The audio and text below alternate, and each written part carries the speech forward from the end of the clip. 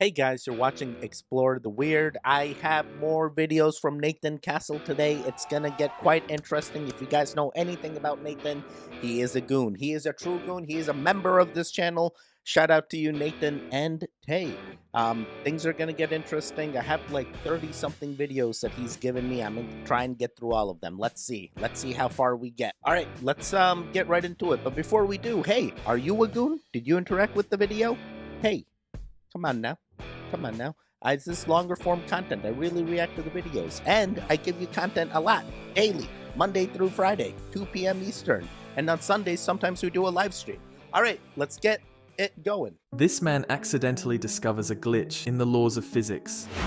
When he drops a metal bead in free fall, it begins to descend with a graceful arch, almost as if reversing time. The weird part of it is that it's not just flowing out of the jar, but the height of the arch gradually increases. This crazy thing only happens with the metal bead. The principle behind it remains unclear, but many believe it involves the lateral movement of the metal bead and moving beads, striking immobile links to create a chain reaction of vertical motion. Wow, that was a crazy metal ball chain thing. It felt like a slinky type thing, and the arches kept getting bigger as the guy kept going higher and higher to different altitudes. What's he trying to prove?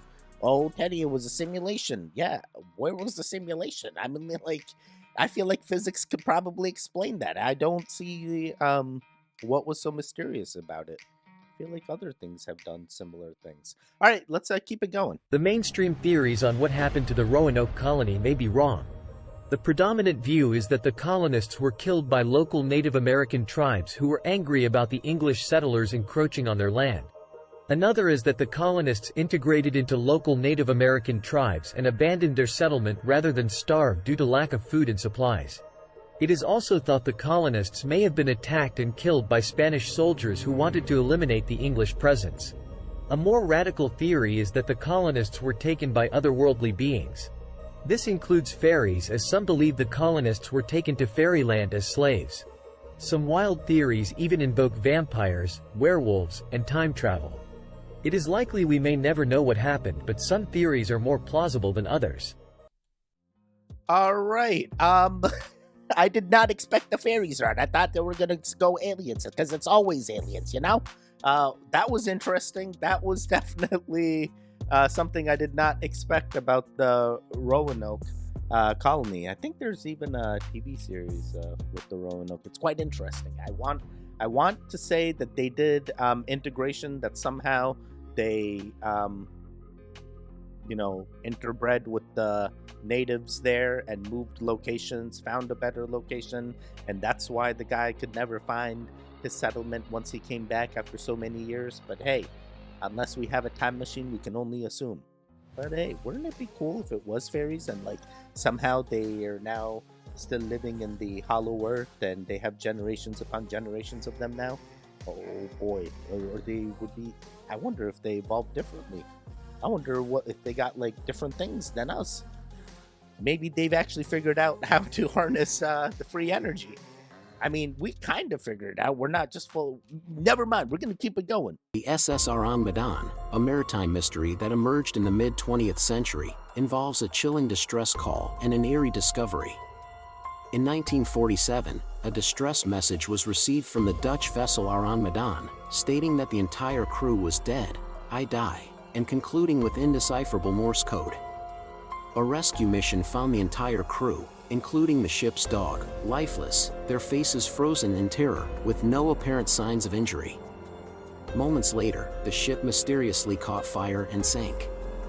The cause of their deaths and the strange circumstances surrounding the distress call have fueled numerous theories, from supernatural occurrences to chemical leaks. The enigmatic fate of the SSR on Medan continues to perplex and captivate, leaving the maritime world with an enduring and chilling unsolved mystery. Wow, a ghost ship, the SS Orang? Aurang? Yo, what happened with these guys, man? Aurang Maiden, man. Yo, they got so terrified their faces are frozen in midair. Just frozen in time? What spooks someone so much that like, that's it, my face is in terror. And then everything got burned down and now we don't know. But hey, there are some accounts that there was this Morse code that was sent and everyone perished.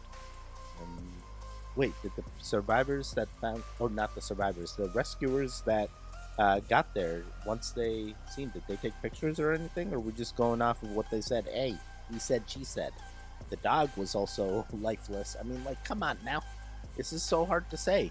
Was there a rogue wave, a rogue tsunami? Did a kraken attack them? Like, there's so many things. There's so many things I want to know. All right, let's keep it going. Studied the hermetics at all? No. Ah, are you interested in them? Yes. Have you heard about them at all? This Sure. thing? Please. Have you heard of a book called The Kabbalion? No. Well, this should be right up your street. The hermetics were Egyptians. It's where the Freemasons came from, and the alchemists and the people in the Middle Ages who preserved the culture when the Dark Ages came. And the hermetics comes from Hermes Trismegistus, who was supposedly the wisest man or avatar or god from the Egyptian period. And the Kabbalions, their book, I don't know if the actual Kabbalion still exists, but they had a deep philosophy that is a lot like this. You want me to talk about this for a second? Sure. Because Please. I mean, they were like, the Hermetics had like 7 principles. All right, I have not studied hermetics. I am not even sure how much of it is accepted by other experts in the field, but it sounds like it's another book, another saying, another prophecy? Nah, another laws to abide by before the actual book that other people. There's many books. There's many books, and people just follow these books for whatever reason it may be. But I'm not here to push or deny any type of book onto you. I am just simply understanding what hermetics is. Very interesting. Let's keep it going. The Sumerians clearly state that in their tablets, their ancient cuneiform tablets, they state that they didn't invent any of it. All of the knowledge that they got to create these civilizations, all of this came from these creators. And so they're passing this knowledge to create further civilizations. I mentioned on the right that depiction with the handbag is from La Venta, Mexico, with the Olmec. The one in the center is from Iraq with the Anunnaki passing civilization on. And then the one on the left, the handbag symbols, is from Göbekli Tepe in Turkey. 3 different parts of the world with the exact same symbols. How could that be possible in conventional mainstream thinking with all civilizations not having contact and being only 6,000 years old? That doesn't make any sense, does it? Yo, what the heck? What the heck? They keep passing the handbag along, and the handbag is representation of the knowledge, or the handbag is the actual tool? Man, is a purse really that powerful? Yo, I've seen some purses knock some thugs out, bro.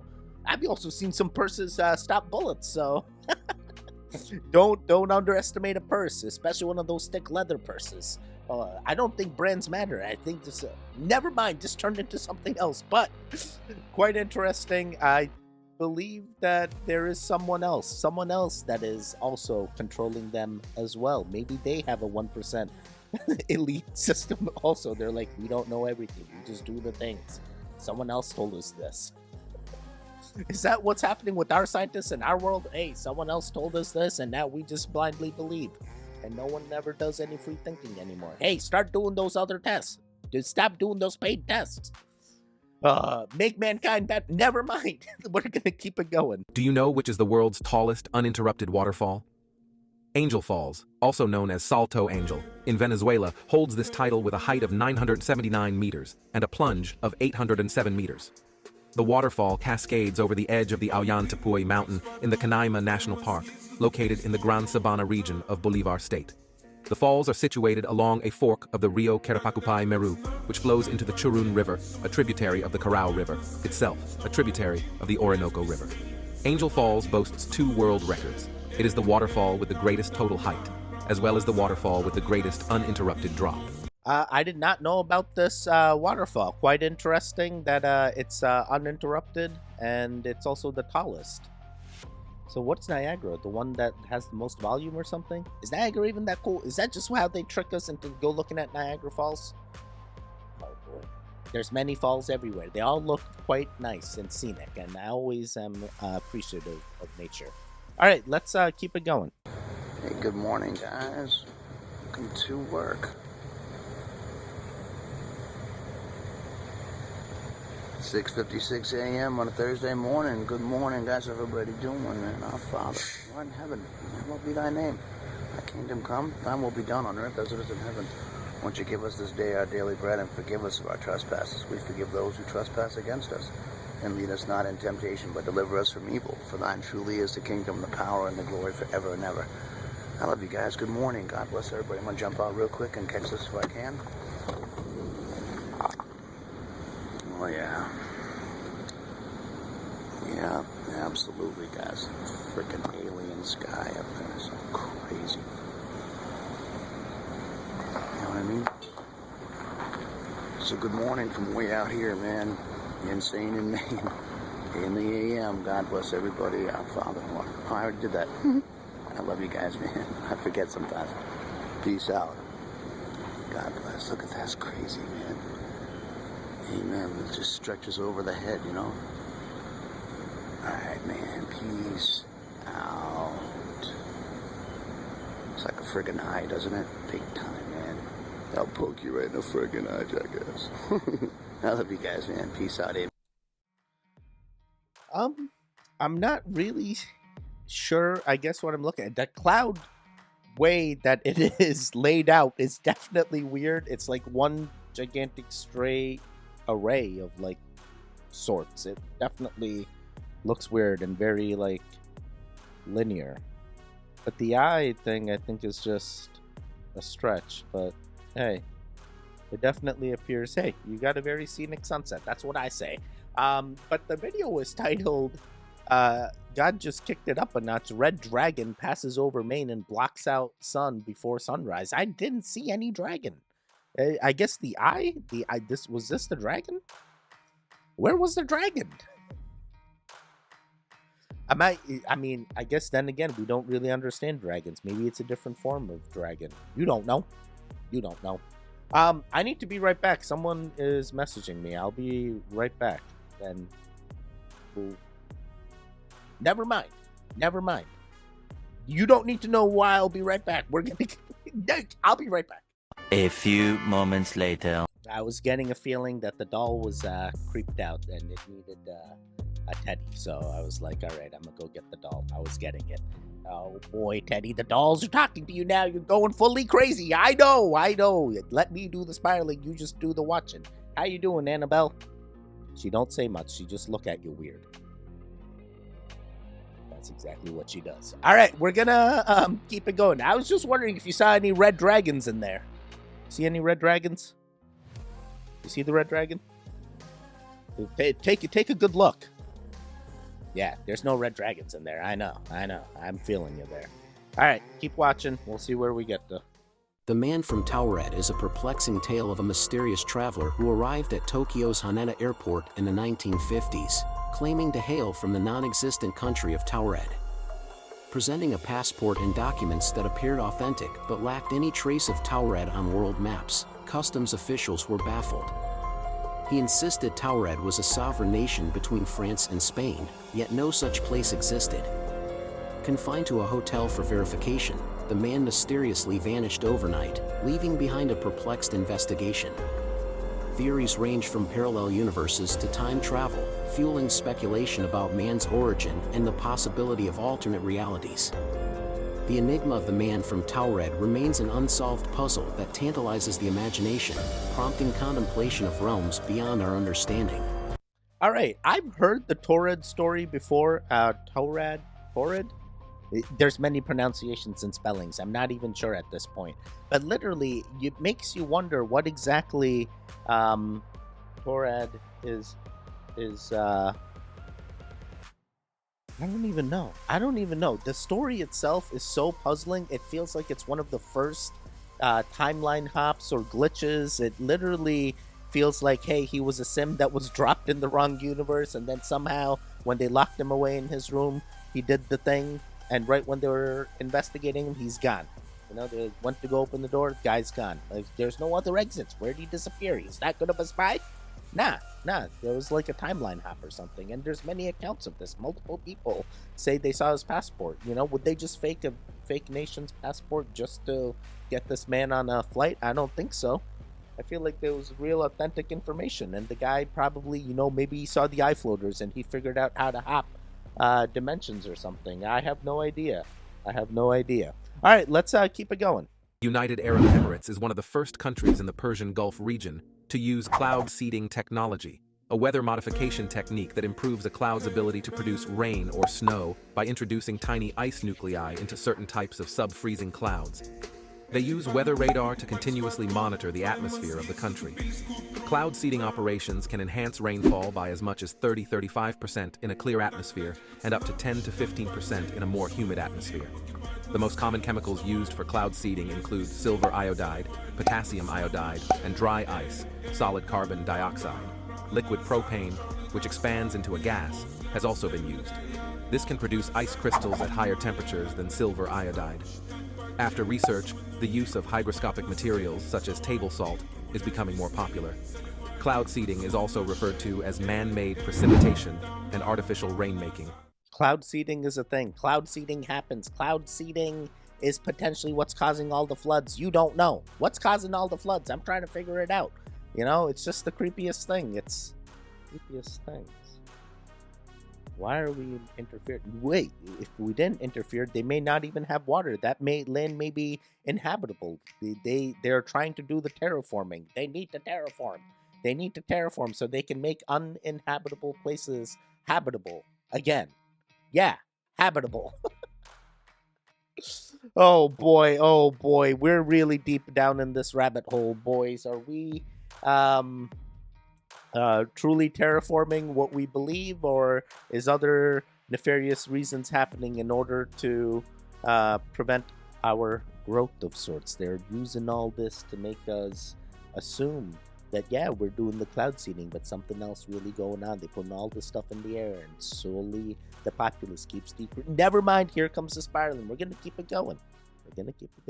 This has happened throughout millions and millions of years. This is mainstream science. The poles do flip. Every article I ever read on geomagnetic pole shifts, they go out of their way to say, don't worry, it's fine. And I'm like, they don't know what they're talking about. You're saying that the interior that is molten does a shift. Why on earth would you suggest that it wouldn't cause earthquakes or volcanic activity on the surface? But yet the evidence shows that it's accelerating. Back in just the 1990s, the North Pole was transitioning at 10 miles a year. Now it's at almost 40 miles. But it's not that the Earth flips over, it's that the inside core does, and so your magnetic compass will flip. When it happens, the other theory is that the Earth's shields will be diminished. Well, definitely. We know two things right now, is that the pole is moving, and then the magnetic field consequently to this movement is weakening. And that's where a lot of that danger is going to come from, because the magnetic field is what protects us from solar flares and cosmic radiation and all this stuff. So we seem to be heading towards an unknown or undetermined time where the poles may shift. And are there any estimates on when this could possibly take place?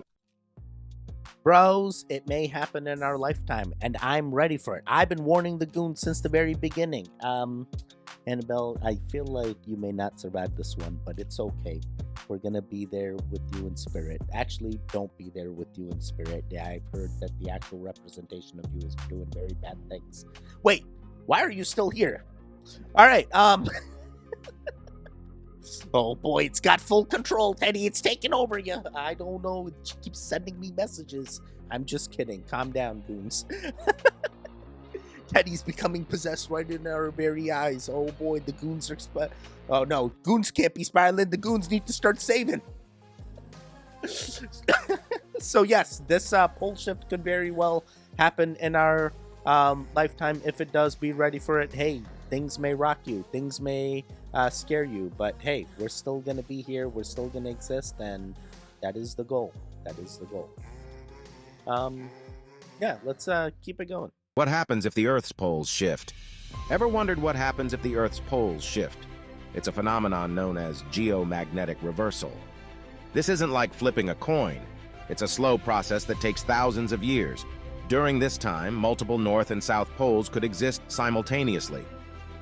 This could affect animals using Earth's magnetic field for navigation. They could get confused and lose their way. The Earth's magnetic field also protects us from harmful solar radiation. A pole shift could weaken this shield and expose us to danger.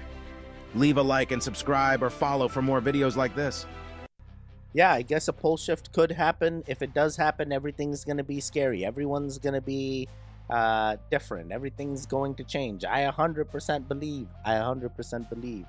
And you know, they even mentioned the magnetic fields are going to be lessened, and it's like, hey, aren't the magnetic fields already lessened because of like the Grand Maxim event?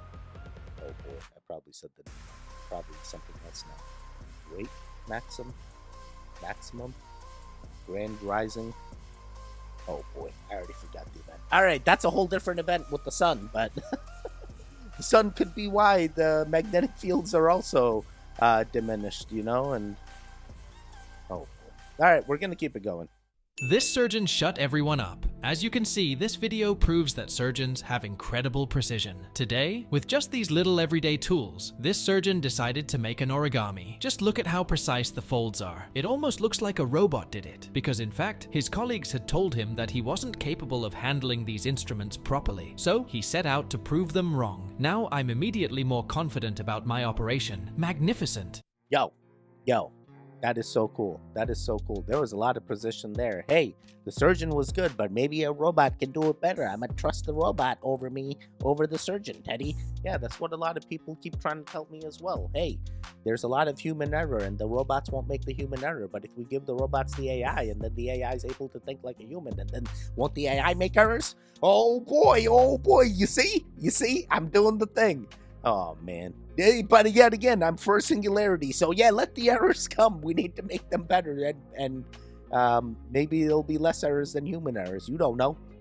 That's also what I'm believing with the cars. Once all cars become autonomous, all the car accidents should stop, right? And if there is a car accident, does that mean that, hey, someone just got silenced by one of the elites? It should stop. Everything's AI. But no, car accidents would still happen, they say. And I'm like, all right, so is AI truly incapable of making mistakes? Lies. It can make mistakes too. iRobot is real. Wait, what were we talking about? Never mind. You see, I go on tangents and I love it. Now I don't even know. Now I'm like, hey, the surgeons are good. They do great things. I've had some pushback from some goons in the comments for some of my other videos where I was like, hey, my brother's a doctor, but you won't find Dr. Ganja. And they were like, oh no, your brother's horrible. He pushed this, he pushed that. And I'm like, wait, what the hell? You guys know nothing about my brother, you know? You have no idea what kind of doctor he is, but they just are already in this realm of like, hey, all doctors are bad, so your brother's bad. And I'm like, you, stop it. Stop thinking like that. That's not the proper way of thinking. It's not the proper way of thinking. I've had many people wait, I'm going into a tangent. This is happening again. We're going to keep it going. Here's a disturbing possibility. The world around us isn't real, but instead we're living in a simulated reality. What we take to be the natural cosmos may be just a simulation created by some intelligence beyond our knowledge. According to this idea, we're no more than self-aware characters in a kind of holodeck novel. In 1988, Austrian computer scientist Hans Moravec became the first to suggest what's become known as the simulation argument. 10 years later, Swedish philosopher Nick Bostrom at the University of Oxford explored the ramifications of this argument in detail. Bostrom started from the premise that it's not unreasonable to suppose that an advanced civilization would eventually develop the means to create a simulated reality, and not just one simulated reality, but very likely a huge number of them, for research purposes or just for fun, maybe in the form of a commercially available game. Now, Bostrom asked, what's more likely, that we're the first species who in time will do this, or that we're actually the characters in one of the countless simulations created by other intelligences? Remember, if we're just conscious characters in a simulated reality, we wouldn't know it because to us, it would seem like the real world. Maybe the virtual characters in a simulated reality can become so advanced that they can fashion their own simulated realities, and so it might go on layer upon layer. Following this line of reasoning, we may not even be a first-generation simulated reality, but one that's nested much deeper. Suddenly the multiverse concept of the cosmologist starts to seem small beer by comparison.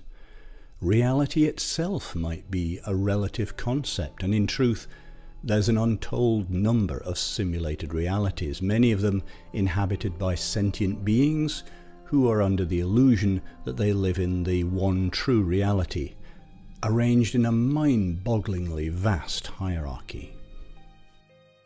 Unfortunately, simulations can be ended very easily and quickly by their creators, just as we can close down a computer game with a simple click when we've had enough of it. So, if we were virtual characters in some much more elaborate charade, our existence could be rudely curtailed by a higher being getting bored of the goings-on in our own little cosmos. Press quit, and we in our fictional universe are returned to the digital recycle bin of a computer in a much more real level of reality. Perhaps if we live in a simulated reality, we'll find out about it, just as some of the protagonists in The Matrix do, or as happens in The Truman Show.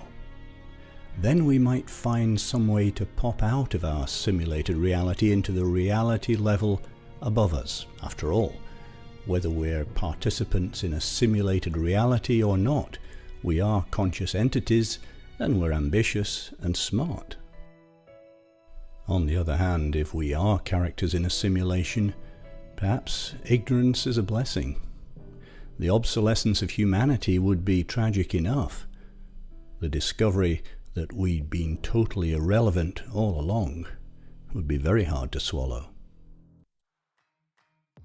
Okay. I'm actually okay with the simulation theory, because I'm like, hey, there's a grand mathematical code that is running, and there could be running equations, and even if there's a delete on this type of code, then nothing is ever truly deleted, you know? It's like, hey, maybe even if we're in that recycling bin trash can, we're still running. And then what if the simulation has simulations upon simulations, and we're just so deep into the simulation thing? Which simulation are you? Hey, are you in the Goons timeline? Are you having fun? That's all that matters. It's all about having fun here. Very, very interesting. I kind of like the simulation theory. I've always gravitated towards it. It kind of makes sense. The Sims is a game that I played. RuneScape is a game I played. And I'm like, yo, these avatars exist. Maybe to them, you know, this is the reality. And maybe it's the same way to us. We all think we're different, but really it's all the same choices. We are just different styles of the same avatar, you know? Hey, which one is it? Hey, my guy chose to be Indian guy doing reaction videos, but you know, what type of avatar sim are you? Oh boy. All right. Regardless, light beings. Hey, perceive whatever you want. You're gonna change. You can make it happen. But not. I guess. Wait. What if that's what's happening every time the what is it? I'm trying to rationalize. You know, Biden's bone structure is changing. Maybe I'm just hopping timelines every time to different simulations, and that's why he keep looking different. Is that what's happening to all those characters where the bones change?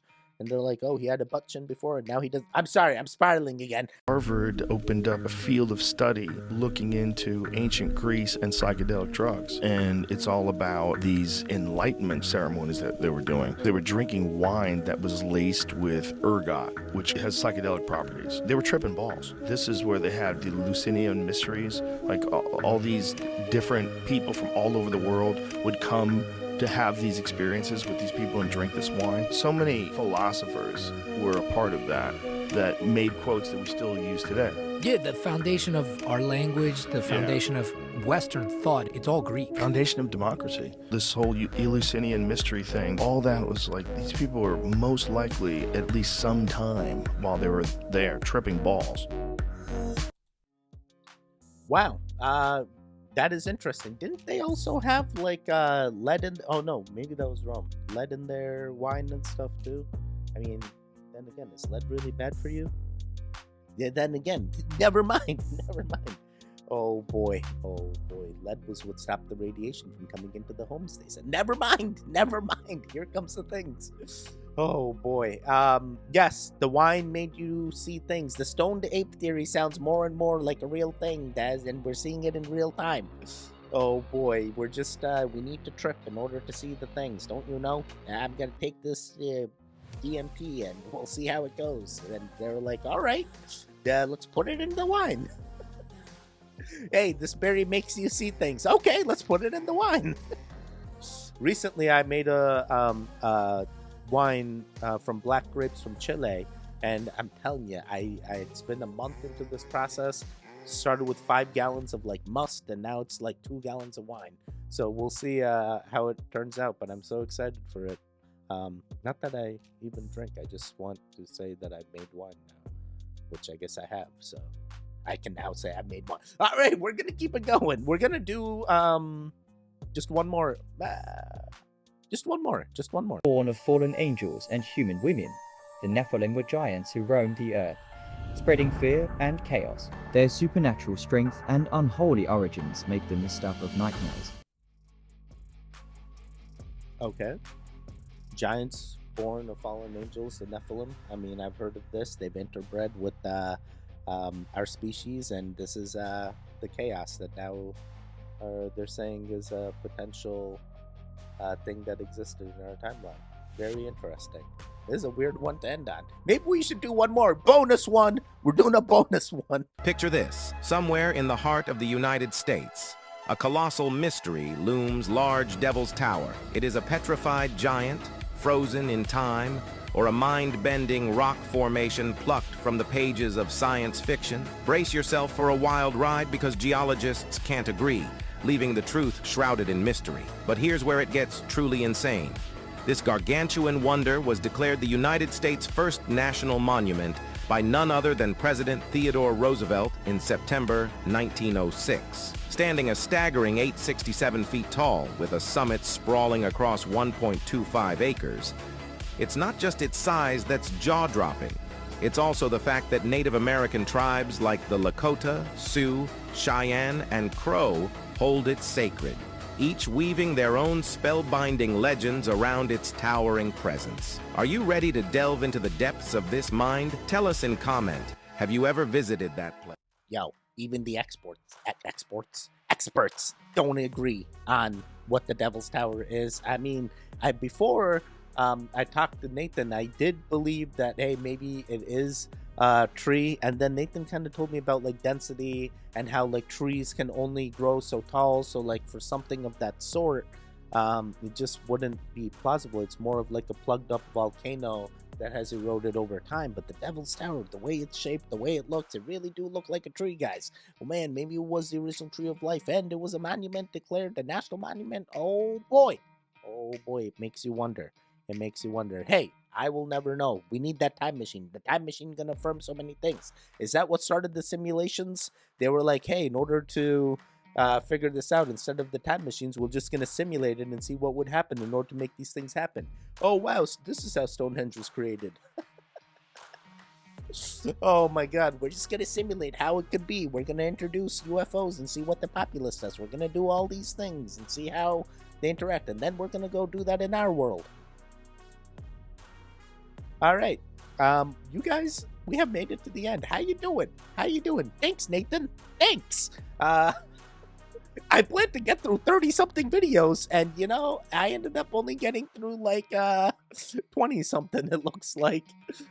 We still have 15-something more to go. We're gonna do another one of these, and even more. He sent me even more playlists. Everyone keeps sending me things. I have so much content. Are you ready for this? Are you excited? Are you making it to the end of every video? I want to know. Guys, this is it. Thanks for watching. I appreciate you. If you made it to the end, do let me know. Wait, what did I just... Annabelle? We already did Annabelle recently. Let me know. Home phone. I think this is a home phone. It's not quite a cell phone, right? This is one of Kyra's toys. So let me know. Home phone. Or I guess just phone. Let me know you made it to the end. I'll see you guys. We have to do some shout outs. Oh boy, I've been holding off way too long. All right, shout outs. We got Vitaly Kronberg, D. Jack Dorian, Gameplay Inf, Ghost Blood V, Tampa's Hot Wheels, Ricky, Dill All. Farmer Well. How you doing, Farmer Well? I love Farmer Will. Angel Power. I love all the goons. I love all the goons. Paige Mom Power. Jenna Cole. XX Living Dead Girl. Heist. Ben Spada. Riley. Riley, you know which one. Riley Wallace. Balanced Bunny. How you doing? Angela Stickle. Hey, how's it going, ma'am? Don Pizzo. Kelly's Tiny Dream Bus. Penny Edwards. Chris Grimes, the OG. Lulu Bug. How you doing, Lulu? Jenna Cole. Dean, oh my God, I'm gonna butcher this name. D'Angelo Rodriguez. D'Angelo Rodriguez. That's what I'm going with. D'Angelo Rodriguez 5041. Nathan Castle. Thank you, Nathan, yet again. And hey, Lamasu 218. Shaman says. Dean Dinah Taylor. Stephanie Sutherland, Rickard. I think I got you already, but just in case, you are extra appreciated, Rickard. Tempest Gray, Lisa Boyles, Rocky Road to Dublin, Christine Reynolds. Hello, Christine Reynolds. Always a pleasure. I always love to see you checking in. Astro Hates Everything, Manny88, Lana Giba, the accountant, Tila Ball. Tila Ball. How you doing, Tila? NG Alve, 4925. Four Pocket Walker Home Baby 153, Decode 7359, Man Child Dad Child, Sarah Lewis, Marley Mendoza, Biancab, Stu Cookie 1. Stu Cookie 1, I see you all the time.